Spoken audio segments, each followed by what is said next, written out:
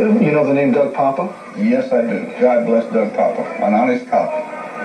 I was elated, of course, but then as he testified, I was somewhat concerned for him, because I knew that they were probably going to crucify that man. The top cop who put his badge on the line for justice. One man who confronted truth and consequences.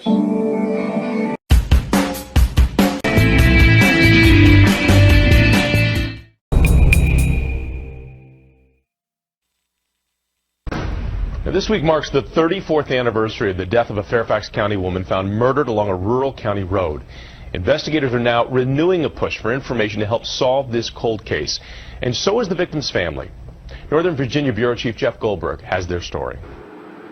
It seems like it happened yesterday, but then again, it seems like it happened a lifetime ago. Every day for the past 34 years, Heather Embry and Bill Hepworth have lived with not knowing who killed their sister, Veronica Hepworth, A really friendly, outgoing person. known as Ronnie. And still to this day, I still find myself praying at night, just, please let there be a break. On February 24th, 1982, Ronnie was 20 years old, celebrating a friend's birthday at the now-closed Fancy Dancer Bar on Route 1 in Alexandria. She got separated from the group. Early the next morning, her body was found partially clothed along Route 50 near Route 15, an area of Loudoun County known as Gilberts Corner.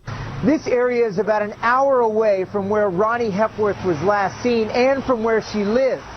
The connection to Gilberts Corner is a question that still remains unanswered.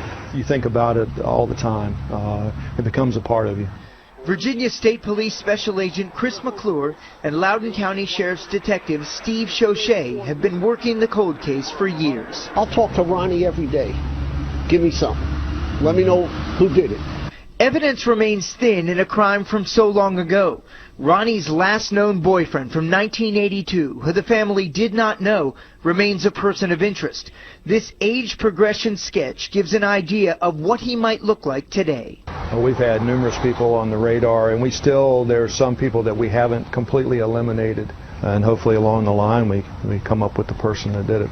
You've always hoped that we get a call saying, hey, we got him. For Bill and Heather, that hope will not go away. I don't think we're even looking for justice. We're just looking for closure. Until the day the phone rings with an answer. In Fairfax County, Jeff Goldberg, ABC 7 News. Good evening, ladies and gentlemen. From Las Vegas, Nevada, this is Truth and Consequences with Doug Poppa, episode 58 for Monday, July 26, 2021. The news clip you just viewed was aired in 2016. This past February marks 39 years since the unsolved murder of Veronica Hepworth. The Virginia State Police investigator interviewed in that news clip has since been promoted, and the Loudoun County detective who is working the case has retired. Loudoun County Sheriff's Office Cold Case Squad Detective Mark Bush should be contacted at area code 703-777-0475 if you have any information at all concerning the murder of Veronica Hepworth and/or can identify her last known serious boyfriend, who remains unidentified to this day. On January 17, 2017, I authored an article that was published by the online media outlet, the Baltimore Post-Examiner, titled, Who Murdered Veronica Hepworth? Excerpts from that article are as follows. February 25, 1982, was a freezing cold morning in Loudoun County, Virginia. It was the last day in the life of 20-year-old Veronica Hepworth, who was known to our friends as Ronnie. At about 7 o'clock a.m., a passerby in a vehicle on her way to work noticed the partially clothed body of Ronnie Hepworth lying on the ground in a driveway just off Route 50 east of Gilberts Corner in Loudoun County and notified the Loudoun County Sheriff's Office. Back on February 25, 1982, I was a patrol deputy for the Loudoun County Sheriff's Office, working the graveyard shift. I was one of the first two officers to arrive at the crime scene that day, and the scene has been forever etched into my memory. It is now 39 years, like I said, since Ronnie Hepworth's murder. One thing about a homicide or a suicide scene is that no matter how many you were involved with as a law enforcement officer, you never forget what you witnessed. It stays with you forever. pops into your mind every now and then, or when you see something on television or in a news article. Roni Hepworth's murder was never solved.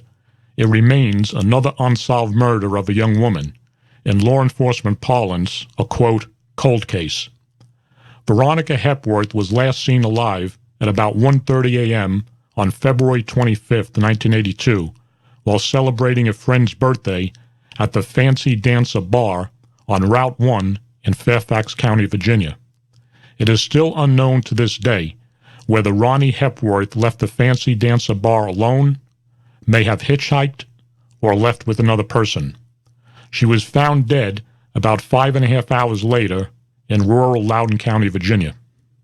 A red pickup truck, possibly a late 1960s or 1970s model, was spotted near the farm where the body was found.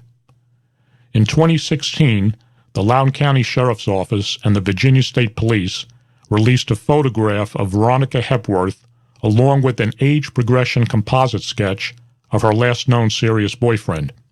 The boyfriend was white with dark hair. He would be in his mid-50s to early 60s today, maybe a little older.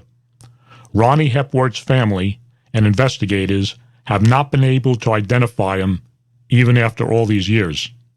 Somebody out there knows who he is. He's somebody's son, possibly a brother or even a husband. He may be in another state, or possibly even may be deceased. Look at his photograph from 1982 and the age progression sketch.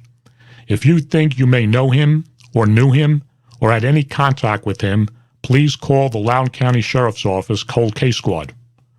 Whoever murdered Roni Hepworth may still be alive today. Let's try to get some justice for Roni Hepworth and give her family some closure on this terrible crime.